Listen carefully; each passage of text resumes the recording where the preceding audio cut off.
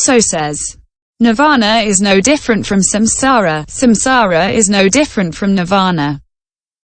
The limit of nirvana and the limit of samsara are the same limit, for there is no difference. Having found this true nature, the bodhisattva Mahasattva is not disgusted with samsara and not pleased with nirvana. The 37 auxiliaries are the ground of true knowledge. Second part, the auxiliaries according to the Abhidharma. I. Number of auxiliaries. Question.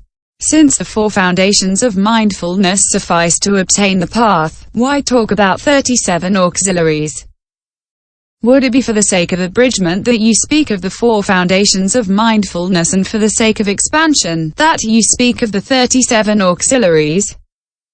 Then that is not correct, because if one wants to expand, there would be innumerable auxiliaries. Answer. 1. Although the 4 foundations of mindfulness are sufficient to attain the path, the 4 right efforts and the other auxiliary dharmas must also be preached. Why? Among beings, minds are multiple and varied, their fetters and the things that they love and those to which they are unattached also are multiple. Although it is a single truth and is of a single nature, the Buddha Dharma is expressed in distinct explanations. 12 classes of texts and 84,000 dharmas.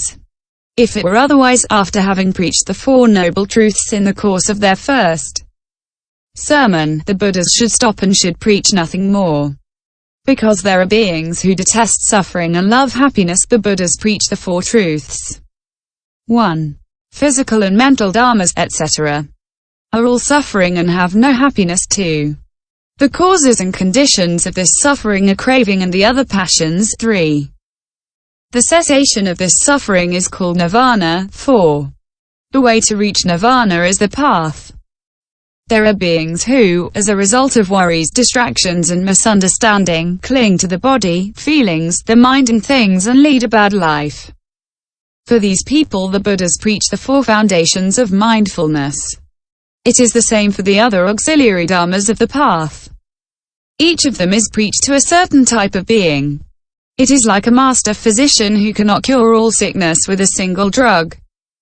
Sickness is a dissimilar and the remedy to be applied is not single. In the same way, the Buddha adapts himself to the various types of mental illnesses from which beings suffer and cures them with different remedies.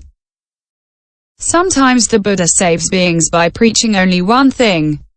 Thus the Buddha said to a bhiksu, "This is not yours, do not grasp it." The bhiksu said, "I know it already, O Bhagavat." The Bhagavat replied, "What do you know?" The bhiksu answered, "Dharmas are not mine, they should not be grasped." Sometimes the Buddha saves beings by means of 2 things, concentration and wisdom. Sometimes by 3 things, morality, concentration and wisdom. Sometimes by 4 things, the 4 foundations of mindfulness. Thus, although the 4 foundations of mindfulness are enough to attain the path, there are other dharmas that differ in practice, concepts, quantity and point of view. This is why the 4 right efforts and the other auxiliary dharmas must also be preached. 2.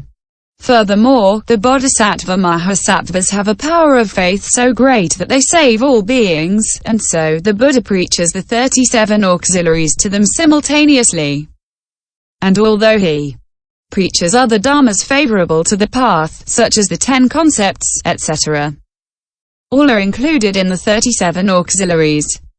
These 37 are a collection of all the remedies that can cure all the illnesses of beings. This is why it is not necessary to multiply the auxiliaries to the path infinitely. Similarly, although the Buddha possesses innumerable powers, we speak only of 10 powers, for they are enough to save beings. The elements constituting the 37 auxiliaries. These 37 auxiliaries have 10 things as roots. What are these 10? 1. Faith. 2. Morality. 3. Thought. 4. Exertion. 5. Mindfulness. 6. Concentration. 7. Wisdom. 8. Relaxation. 9. Joy. 10. Equanimity. 1. Faith constitutes a. The faculty of faith. B. The power of faith. 2. Morality constitutes A. Right speech. B. Right action. C. Right livelihood. 3. Thought constitutes right thinking. 4. Exertion constitutes A. The four right efforts. B. The faculty of exertion. C. The power of exertion. D. The factor of enlightenment called exertion. E. The factor of the path called right effort. 5. Mindfulness constitutes A. The faculty of mindfulness. B. The power of mindfulness. C. The factor of enlightenment called mindfulness. D. The factor of the path called right mindfulness. 6.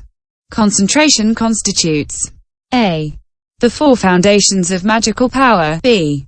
The faculty of concentration. C. The power of concentration. D. The factor of enlightenment called concentration. E. The factor of the path called right concentration. 7. Wisdom constitutes A. The four foundations of mindfulness. B. The faculty of wisdom. C. The power of wisdom. D. The factor of enlightenment called discernment of dharmas. E. The factor of the path called right view. 8. Relaxation constitutes the factor of enlightenment called relaxation. 9. Joy constitutes the factor of enlightenment called joy. 10. Equanimity constitutes the factor of enlightenment called equanimity. E. The 7 classes of auxiliaries. 1. The dharmas where mindfulness is focused on the objects of knowledge are called foundations of mindfulness. 2. Those that destroy bad dharmas and move in the right path are called right effort. 3. When the concentrated mind stops worrying about things, there is foundations of magical power. 4. When a mind of dull knowledge is acquired, there is faculties.